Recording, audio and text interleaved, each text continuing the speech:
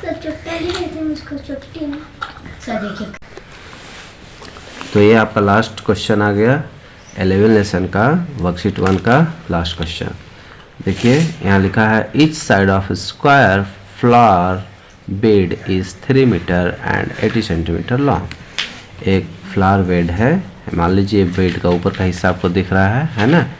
तो ये बेड जो पूरा है, ये इसका जो है आपका साइड क्या है 8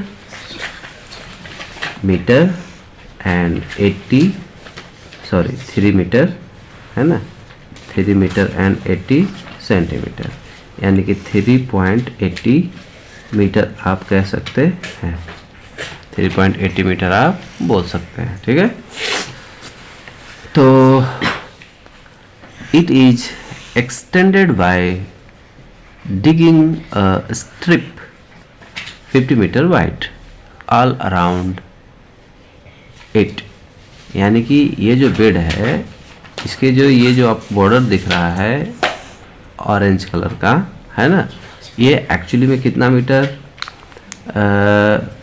का स्ट्रिप है, मतलब कि किनारा लगा हुआ है, वो है 50 सेंटीमीटर का है, 50 सेंटीमीटर। ठीक, ऑल अराउंड इट, यानी कि चारों तरफ से 50-50, इधर भी 50, इधर भी 50, इधर भी 50 और इधर भी 50। Find the area of the in large flower bed and also the increase in the area of the flower bed, है ना। तो इस फ्लावर बेड का जो है आपको एरिया पूछ रहा है ना, और and also the increase in the area of the flower bed, और उसका एरिया कितना बढ़ रहा है। ये आपका फ्लावर बेड है, इसका वो जो पट्टी लगा हुआ है इसकी वजह से एरिया कितना इसका बढ़ रहा है, ये भी आपसे पूछ रहा है। तो चलिए दोनों हम निकालने का कोशिश करते हैं। इसके लिए नाम लिख लेंगे पहले। तो यहाँ चूंकि ये स्क्वायर बेड है, इसलिए ऑल अराउंड जो साइड है इसका 3.80 मीटर ही होगा।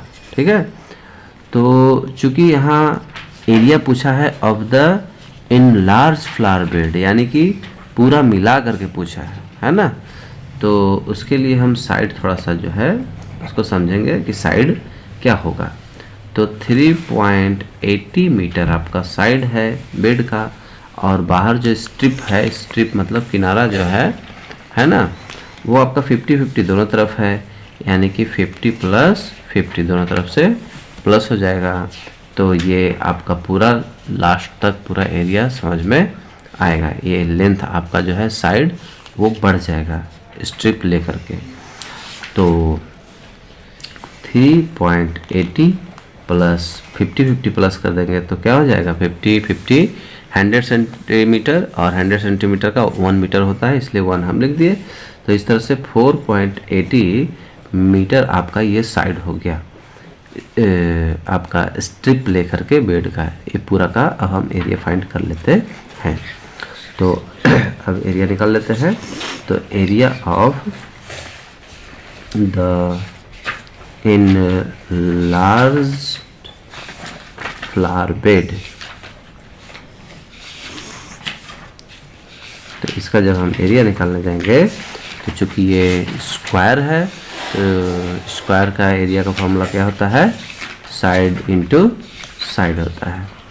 तो ये फार्मूला का हम यूज़ करेंगे, और इसका एरिया जब हम फाइंड करेंगे तो 4.80 इंटू 4.80 का जब हम मल्टीप्लाई कर लेंगे तो हमारा आंसर निकल के आ जाएगा। यहाँ देख सकते हैं हम दोनों में 0 है, तो 2 0 आप आराम से लगा सकते हैं। ये 2 डिजिट और 2 डिजिट 4 डिजिट के बाद डेसिमल है, तो 4 डिजिट के बाद डेसिमल आप आराम से यहाँ लिख सकते हैं। और इसके बाद टोटल इसका मल्टीप्लाई करके मैं आपको बताता हूँ कितना होगा। तो कंप्लीट इसका मल्टीप्लाई कर लेंगे तो 23.04 और फिर 00। तो डेसिमल के बाद 2 नंबर लेते हैं, बाकी लेने की ज़रूरत नहीं है। तो 23.04। अब क्वेश्चन, सॉरी ये नीचे हो गया था, ये देख लीजिए। अब क्वेश्चन जो है आपका क्या कह रहा है कि इंक्रीज है ना, increase in the area of the, तो इंक्रीज पूछ रहा है तो पहले हमको मेन जो आपका बेड है इसका एरिया फाइंड करोगे और ये जो आपका इनलार्ज यानी कि पूरा बेड का जो एरिया आया है उसमें से उसको माइनस करेंगे तब इंक्रीज का पता चलेगा, ठीक है ना। तो उसके लिए पहले हम क्या कर लेंगे, नॉर्मल बेड का एरिया फाइंड कर लेंगे। तो हम जो है बेड का एरिया फाइंड करते हैं, तो एरिया ऑफ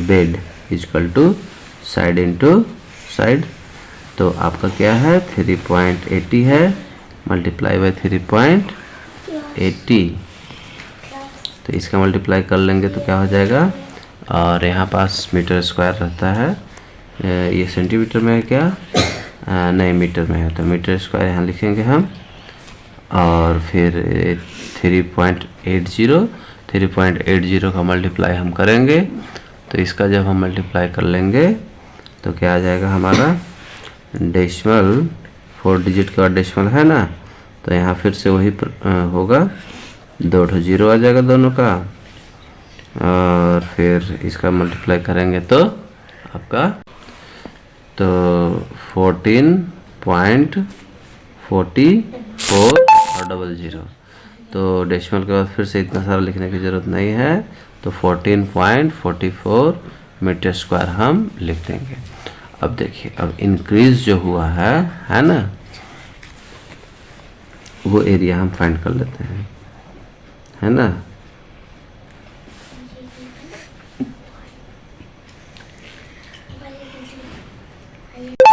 तो क्या एरिया इंक्रीज हुआ, इसके लिए हमको क्या करना होगा, जो आपका इन लार्ज बेड का जो एरिया आया था उसमें से इसको क्या कर देंगे हम, माइनस कर देंगे। माइनस करने के बाद कितना आएगा आपका 8.6 मीटर स्क्वायर, यही आपका क्या हो जाएगा, आंसर हो जाएगा।